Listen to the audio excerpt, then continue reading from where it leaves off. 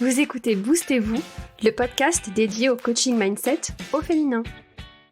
Bienvenue dans l'épisode 30 du podcast, c'est à toi de trouver comment faire. Je suis hyper contente de vous accueillir ou de vous retrouver pour cet épisode de podcast. Je me présente, si vous ne me connaissez pas encore, je m'appelle Camille, je suis entrepreneur, je suis maman de 2 petites filles et je suis coach mindset certifié. J'accompagne les femmes qui veulent débloquer leur passage à l'action en explosant leurs croyances limitantes. Et justement, beaucoup de mes clientes viennent me voir avec cette question: comment je fais ? Quel que soit leur objectif, que ce soit un objectif de reconversion professionnelle, que ce soit un objectif business, vous le savez peut-être si vous me suivez, j'ai lancé récemment un programme d'accompagnement sur le mindset des entrepreneurs et beaucoup des personnes que j'ai rencontrées dans la phase de construction de ce programme et dans la phase de test avec mes super bêta-testeuses, la question qui revenait le plus, la question qui, je sais, vous taraude probablement et à laquelle vous avez peut-être cherché une réponse partout ou presque, c'est: comment je fais ? Ça marche aussi avec des projets un petit peu plus personnels, par exemple si vous voulez prendre soin de votre santé ou même dans la parentalité, par exemple cette question qui nous taraude tout le temps, c'est: comment je fais ? Et moi j'ai envie de dire que cette question, c'est l'équivalent adulte de la question qu'on aurait pu poser à nos profs quand on était au collège ou au lycée, c'était y a quoi à l'interro monsieur ou madame ? On a envie de connaître précisément les leçons qu'on doit étudier et les compétences qu'on doit acquérir pour avoir le résultat qu'on veut. Et on préférerait connaître le sujet de l'interro tout de suite pour savoir exactement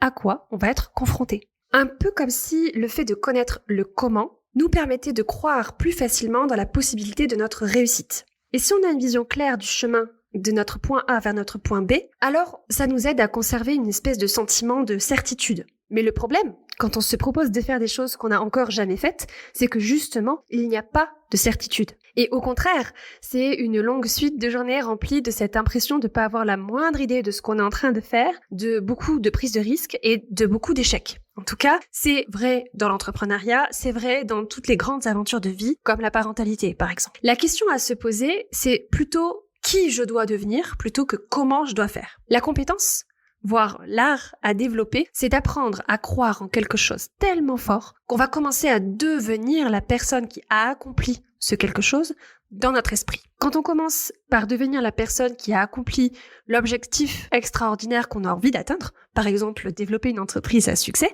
alors on va commencer à prendre des décisions et à passer à l'action en allant puiser dans l'état d'esprit de cette personne. Et quand on va rencontrer un échec, on va pas commencer à tout remettre en question et à se dire qu'on est soi-même un échec. Non, on va réussir à apprendre de cet échec et on va continuer à avancer. Et en fait, le comment, il va nous apparaître uniquement quand on va regarder en arrière, une fois qu'on sera arrivé à destination. Et on a été habitué à avoir une sorte de chemin tracé devant nous, surtout à l'école et dans nos études et dans le monde du travail classique, du salariat, voire même parfois dans l'entrepreneuriat traditionnel classique. Mais si on a envie d'avancer vers un objectif plus grand, plus extraordinaire, c'est-à-dire hors de l'ordinaire, voire un objectif qui nous paraît impossible dans l'instant présent, alors le chemin, on ne pourra le voir que quand on l'aura créé nous-mêmes. Un peu comme si on était des explorateurs dans une jungle qu'on n'a encore jamais explorée. Et ça, c'est une expérience qui est nouvelle pour la majorité d'entre nous, et je ne fais pas exception. J'avance moi aussi à tâtons dans ma propre jungle inexplorée, dans ce qui concerne l'entrepreneuriat.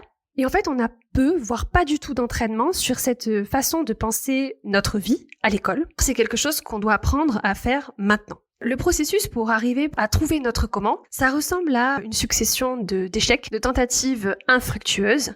C'est beaucoup de non, c'est beaucoup d'impasses, c'est beaucoup d'hypothèses qui ne fonctionnent pas. Et oui, c'est possible que tout au long du chemin, on ressente pas mal de débordements et de confusion. Pourtant, si on croit profondément à l'objectif qu'on s'est fixé, qu'on croit en la possibilité de ce futur extraordinaire qu'on a envie de se créer, alors on va continuer à avancer. On va créer notre propre chemin vers la réussite dans notre jungle inexplorée, avec certes beaucoup de détours, beaucoup d'impasses, beaucoup de chutes, peut-être même quelques égratignures tout au long du chemin. Quand je repense à ma vie il y a 5 ans, mon quotidien d'aujourd'hui me semble presque risible, tellement il m'aurait paru impossible à l'époque. Il y a 5 ans, j'étais une toute jeune maman, salariée, cadre au bout du rouleau, dans un job qui était très exigeant et pour lequel je n'avais vraiment plus aucun intérêt ni plus aucune motivation. Si à l'époque, On m'avait dit que 5 ans plus tard, je serais à la tête d'une entreprise en plein essor, une entreprise que j'aurais moi-même créée, que je serais coach, que je serais certifiée par la Life Coach School, l'école qui me faisait rêver à l'époque, et que mon quotidien ressemblerait à faire ce que j'aime le plus au monde, c'est-à-dire consommer des contenus de développement personnel, les tester, les adapter, les combiner et en créer des parcours de formation pour des femmes extraordinaires. Franchement, il y a 5 ans, j'y aurais pas cru une seconde.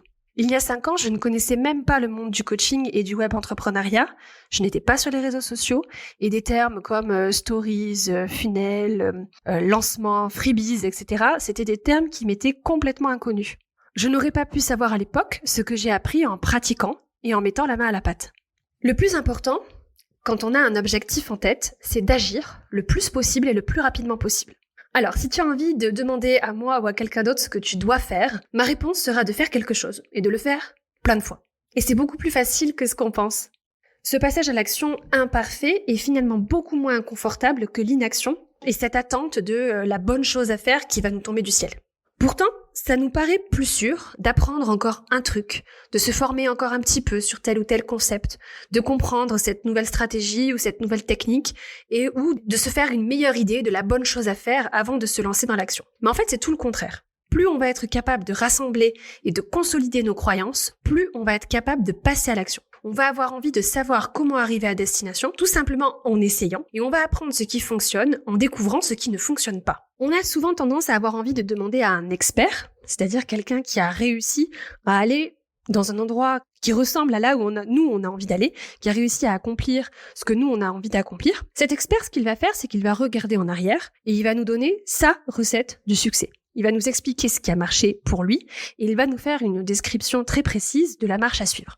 Mais souvent, cet expert va occulter tous les échecs, toutes les tentatives infructueuses, toutes les fois où il est tombé et qu'il a dû se relever et recommencer. En soi, il n'y a absolument rien de mal à suivre le modèle des réussites proposé par un autre qui nous a précédés sur le chemin du succès qu'on a envie d'entreprendre. Mais en faisant ça, on pourra au mieux reproduire son modèle à lui, justement, et on ne pourra pas se créer quelque chose qui nous ressemble à nous. Et en plus, j'y vois 2 inconvénients.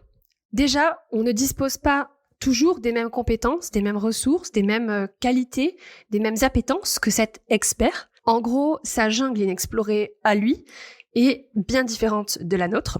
Et en plus, si on suit sa recette du succès, on ne va pas développer nos compétences face à l'échec, qui sont la résilience, la détermination, la force, l'humilité.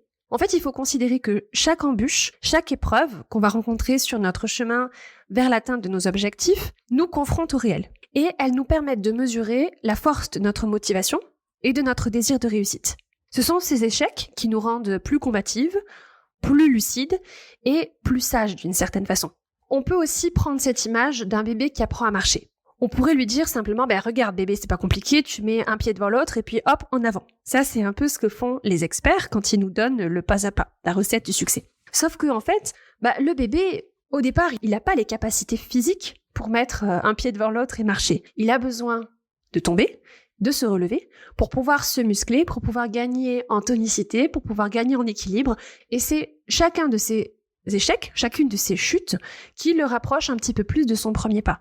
Donc oui, le comment, c'est juste mettre un pied devant l'autre, mais pour être capable de réaliser ce comment, il y a besoin de toute une étape préparatoire. Donc dans le cas du bébé, c'est une étape préparatoire sur sa motricité et ses capacités physiques. Et quand on a un objectif à atteindre, il y a toute une phase préparatoire aussi, où ça ressemble à avancer à tâtons, à se casser la figure et à se relever. Et à chaque fois qu'on se relève, on développe des compétences qui vont nous permettre de trouver notre comment. Donc c'est vraiment important de se mettre en tête que tout ce qui est nouvellement créé dans nos vies fonctionne comme ça. Le comment ne nous est pas accessible, ça reste du domaine de l'inconnu tant qu'on ne l'a pas créé. Et donc on va avoir besoin d'un état d'esprit en acier, d'une détermination à toute épreuve pour rester engagé envers la création de cet objectif qu'on a envie d'atteindre, de ce quelque chose de nouveau tant qu'on ne connaît pas le comment. Et cet objectif peut être, comme je vous disais, un objectif entrepreneurial, ça peut être un objectif personnel, perdre du poids, arrêter de fumer, ça peut être un objectif en termes de parentalité,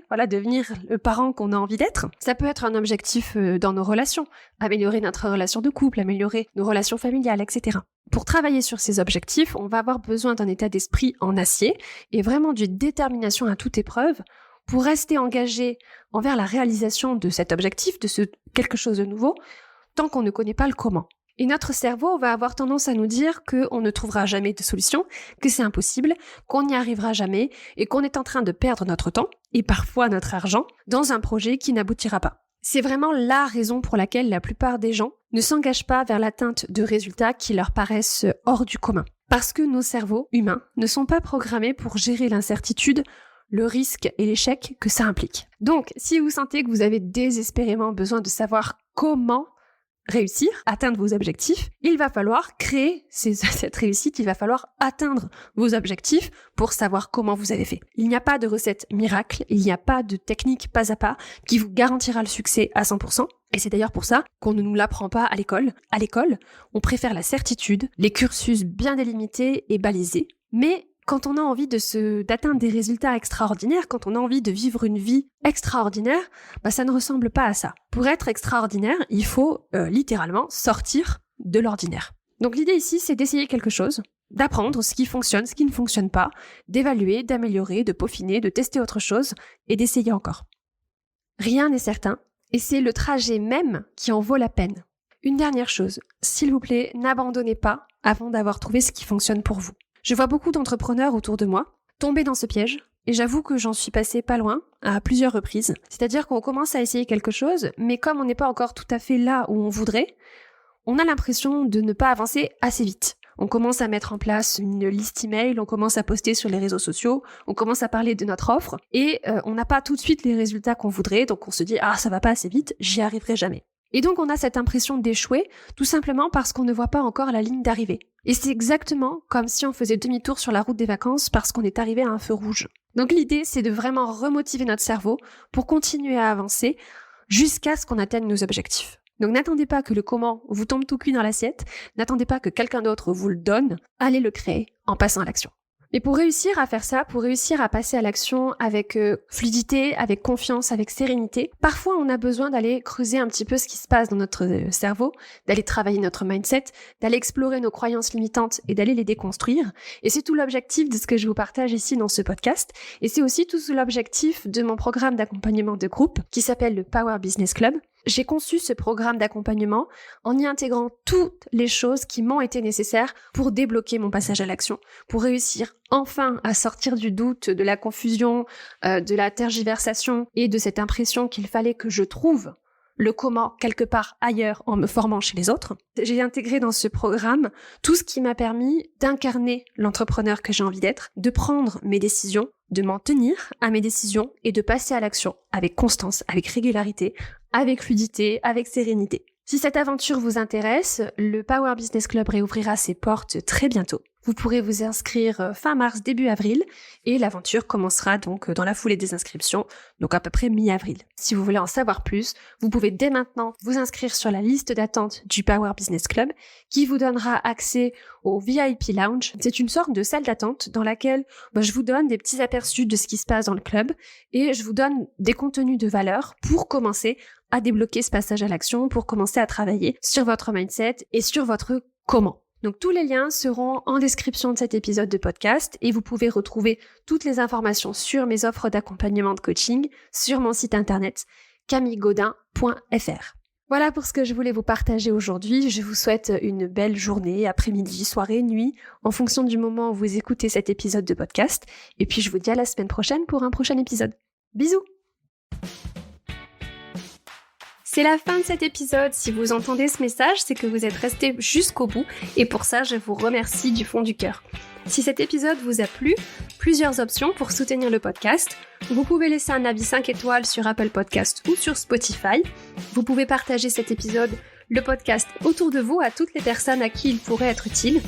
Vous pouvez aussi vous abonner au podcast sur la plateforme d'écoute de votre choix et vous serez notifié des nouveaux épisodes chaque semaine.